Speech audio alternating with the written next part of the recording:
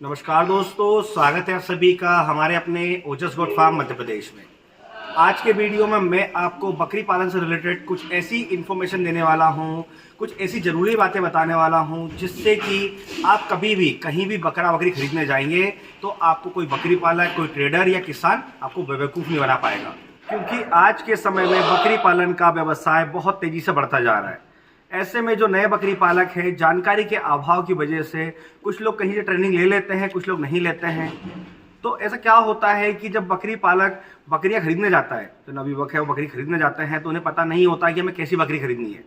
कुछ बकरी पालक सस्ती बकरियां देखकर ले आते हैं, कुछ बकरी पालक ऐसे ब्रीडर ले आते हैं जो कटिंग के बकरे होते हैं और फिर कंप्लेंट करते हैं कि सर ये बकरा तो बकरी को क्रॉस नहीं कर रहा है, हीट में नहीं आ रहा है, तो इसको हीट में लाने का इलाज बताइए। तो इस तरह की काफ़ी कंप्लेंट आती है। इसके अलावा बकरी पालक बताते हैं कि सर हमने बकरियां लेकर आए हैं, इस फार्म से लेकर आए हैं या उस ट्रेडर से लेकर आए हैं, मैं उनका किसी का नाम नहीं लूँगा, पर कई बार फ़ोन आते हैं कि सर उस फार्म से हमने माल लिया है, उन्होंने ऐसी बकरियां दी हैं कि वो लाते समय तो बहुत ज़्यादा मोटी थी, पर घर आने के बाद कुछ समय कमज़ोर हो गई या कुछ टाइम के बाद ही कमज़ोर हो गई, कुछ ने तो बच्चा ही नहीं दिया जबकि प्रेग्नेंट बोल के दिया है। तो ऐसे में बकरी पालक को बहुत ज़्यादा नुकसान होता है। तो आपको कुछ बातें ध्यान रखनी है जो मैं आपको बताने वाला हूं, जिससे आपको कभी भी नुकसान नहीं होगा। जैसा आप प्लान कर रहे हैं बकरी पालन में वैसा ही चलेगा। तो हम बात करते हैं टिप्स नंबर 1 की। तो इसके अंदर मैं आपको बता दूं कि जब भी आपको बकरा बकरी लेने हैं, आप चाहे हमारे अपने फार्म से लें या किसी और से फार्म से लेने जाएं या दलाल के पास लेने जाएं, ट्रेडर के पास, आपको कभी भी एडवांस बुकिंग नहीं करनी है। अभी के समय में क्या चल रहा है कि आप कहीं बकरी लेने जाएंगे तो आपको एट ए टाइम उसी समय कोई भी बकरी नहीं देगा, लेकिन हमारे फार्म पे ऐसा नहीं होता है। 365 दिन में आप कभी भी हमारे फार्म पर बकरी लेने आते हैं तो आपको सिर्फ एक दिन पहले फ़ोन करना है कि सर हमें बकरी चाहिए, तो आप अगले दिन आ सकते हैं।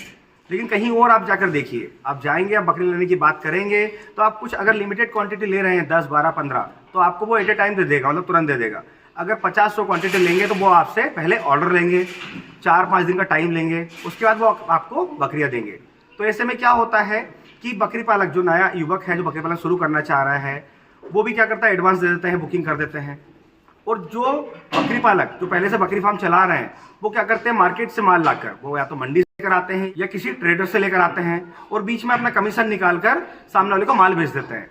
और उसके बाद उन्हें उससे कोई मतलब नहीं होता है कि उससे बकरियां बीमार हो रही है या बकरियां मर रही है। तो ऐसे में आपको ध्यान रखना है कि सबसे पहले आपको किसी को एडवांस बुकिंग नहीं करनी है। जब भी आपको माल लेना है, जहाँ भी आप माल लेने जा रहे हैं, अगर वो तुरंत आपको माल दे रहे हैं तो ही वहीं से आप माल लें। अदरवाइज क्या करेगा बकरी फार्म वाला, जैसे मैंने आपको बताया, ये ट्रेडर, कि वो बिना वैक्सीनेशन का माल दे देगा, विदाउट स्टॉल फीड पर सेट माल दे देगा जो पत्तियां खाने वाला जानवर है। फिर आप उसे सेट करते रहिए, फिर आप वैक्सीनेशन करते रहिए, या आप इस बात पर रहेंगे, इस भरोसे में रहेंगे कि उसने वैक्सीनेशन किया होगा। तो ऐसे में बकरा बकरी में PPR आ जाएगा, FMD आ जाएगा और बहुत ज़्यादा बकरा बकरी मर जाएंगे। ऐसे में बहुत नुकसान होगा। इसके बाद हम टिप्स नंबर 2 की बात करें तो जब भी आप बकरा बकरी खरीदने जा रहे हैं तो आप सुबह के समय जाइए। जी हाँ, मॉर्निंग टाइम में जब भी आप बकरा बकरी खरीदने जाएंगे। कुछ लोग क्या करते हैं, शाम को 4 बजे आते हैं, दिन में 12 बजे आते हैं। आपको ऐसा नहीं करना है। ऐसे में बहुत ज़्यादा धोखा किया जाता है। जैसा कि मैंने आपको पहले बताया कि मैं खुद भी बकरी पालक हूँ और लंबे समय से कमर्शियल लेवल पर स्टॉल फीड पर बकरी पालन कर रहा हूँ। तो शुरुआत में हम लोगों को भी जब नॉलेज नहीं था तो ट्रेडर्स लोगों ने हम लोगों को बकरियों को पानी पिला पिला कर बकरियाँ मोटी कर करके दी, वजन बड़ा बड़ा कर दिया। ऐसे में बहुत ज़्यादा नुकसान हुआ। तो मेरा जो एक्सपीरियंस है वो मैं आपके साथ शेयर कर रहा हूँ। तो आपको जैसा मैं बता रहा था कि जब भी आप बकरी लेने जाएँ तो सुबह के समय जाएँ और पूरा दिन आप अपनी निगरानी में बकरियों को रखें कि कहीं जो बकरी पालक है आपको उसे गुड़ का पानी पिलाकर तो नहीं दे रहा है, वजन बढ़ाकर तो नहीं दे रहा है। आप अपने हाथ से महसूस करें बच्चे को, उसके पेट को। अगर बकरी पालक बोल रहा है कि ये 2 महीने की या 3 महीने की गाभिन है तो 2 महीने के बाद आप उसके पेट को पकड़कर बच्चे को महसूस कर सकते हैं। तो आप ऐसे बच्चे को फील करके आप पता करें, कंफर्म करें कि बकरी प्रेग्नेंट है, तो ही आप उस बकरी को लें। तो इस बात का आपको खास ध्यान रखना है।